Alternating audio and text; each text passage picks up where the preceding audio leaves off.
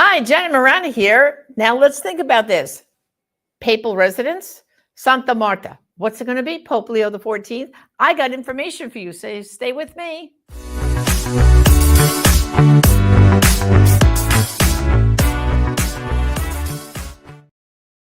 Hey, Jenna Morana, Executive Director of Priests for Life. Well, there's a big buzz going on, as you know. Will Pope Leo occupy Santa Marta, like Pope Francis, or the Papal Palace? Well, first of all, you have to understand a little bit of a difference, all right? There is what they call the Papal Palace. It sounds so ornate. Really, brothers and sisters, I've been there. How do you like that? I have been inside the Papal Palace. So here's what's inside the Papal Palace. There's the Secretary of State has his office, okay? And other cardinals and archbishops have offices in there because the work of the Vatican, because it's its own country, has all kinds of things that are in that area. Now, there is a separate part of the palace. There's a residence for the Holy Father, private residence, where he has a chapel.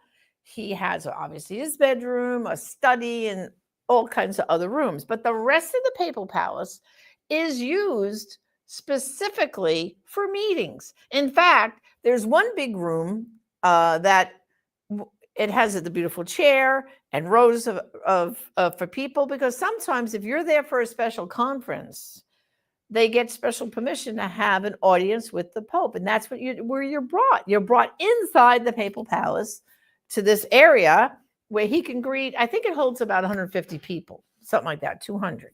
And I've been there several times. So that's the Papal Palace. Now, Santa Marta, what Francis did, Pope Francis, he claimed, it was in poverty and not spending money. He actually cost the Vatican more money because the Swiss guards and their version of the Secret Service had to have extra people on duty at Santa Marta in the morning for Mass, breakfast, lunch, and dinner.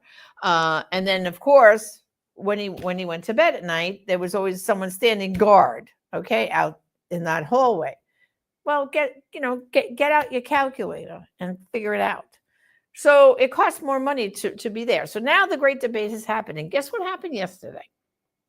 The Holy Father unsealed the Papal Palace. Now you have to understand, when Pope Francis died, even though he wasn't using the residence part for the Pope, he was using the rest of the place. He was using it. So when the Pope dies, that they have to seal off that area. So yesterday, Vatican News Agency released a short video, which I have for you, of the Holy Father, our new wonderful American-bred Pope, as he went to unseal the Papal Palace. Let's take a look, and then I want to hear from you, your opinions, okay?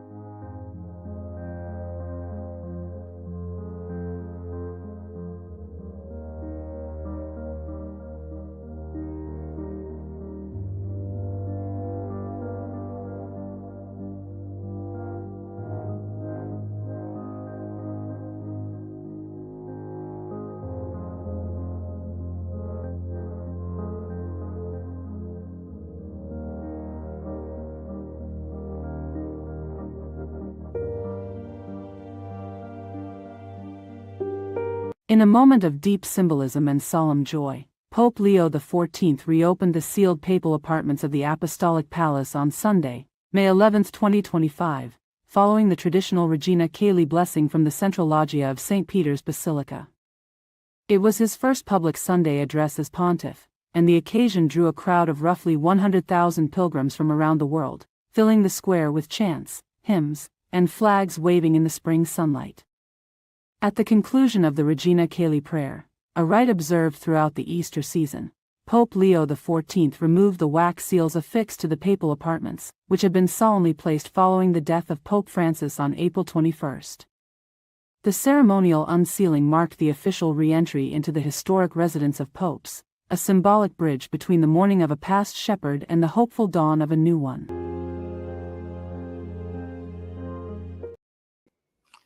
Wasn't that beautiful? Now, that chapel that you saw, actually, I don't know if Pope Leo is going to do this, but under Pope St. John Paul II, uh, he would have mass in the morning, but on certain days they would invite special people to come and be there. It could hold about 50.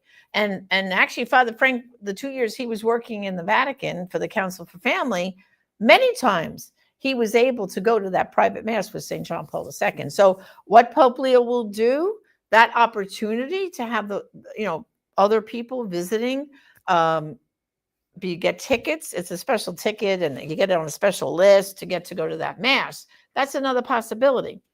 But did you see in those pictures, there's a lot to this papal area, papal residence. There's the private areas, which they didn't show you, which no one really sees, but that's where he could actually have people over it's from what I've been told by some cardinals who I know who were there.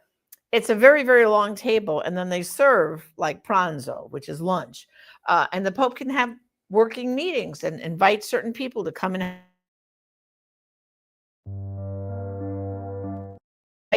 happen that way. Okay. So he ate kind of by himself in a small corner, and the rest of the room was filled with people who were staying at Santa Marta.